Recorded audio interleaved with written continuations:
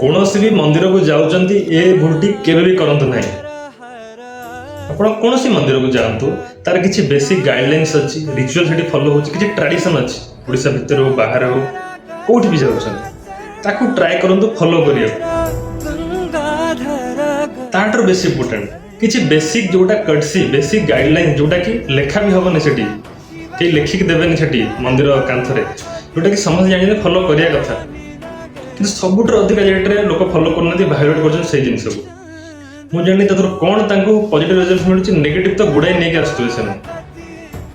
ଯେମିତି ଗୋଟେ for example, ଛୋଟ ଏକ୍ଜାମ୍ପଲ୍, ସୋମବାର ସଂକ୍ରାନ୍ତି ଆପଣ କୌଣସି ବି ଶିବ ମନ୍ଦିରକୁ ଯିବେ, ଲାଇନ୍ ଲାଗିଥିବ, ଭିଡ଼ ଥିବ, ଲୋକ ଠେଲାପେଲା ହେଉଥିବ। ସେଠି କିଛି ଲୋକ ଆଗରେ ପଶିବାକୁ କାହାକୁ ଧକ୍କା ମାରି ପଶିଗଲେଣି, ଝଗଡ଼ା କଲେଣି। ସେଠି ଆମେ ଆଗେ କରିଦିଅ ଭାଇନା, ଆମର ଚିହ୍ନା ଅଛି, ଭିଆଇପି ଆମେ କରିଦିଅ।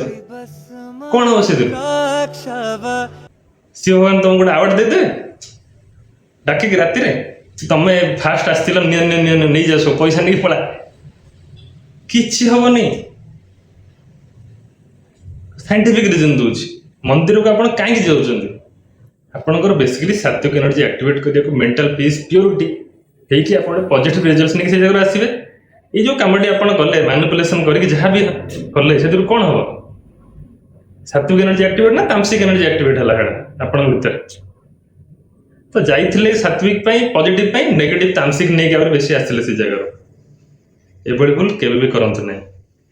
ଭିଡ଼ିଓଟି ଭଲ ଲାଗିଥିଲେ କମେଣ୍ଟ କରନ୍ତୁ, ସେୟାର କରନ୍ତୁ ସେଇଭଳି ଭାଇ ବନ୍ଧୁ ମାନଙ୍କୁ। Thank you so much. Har Har Mahadev.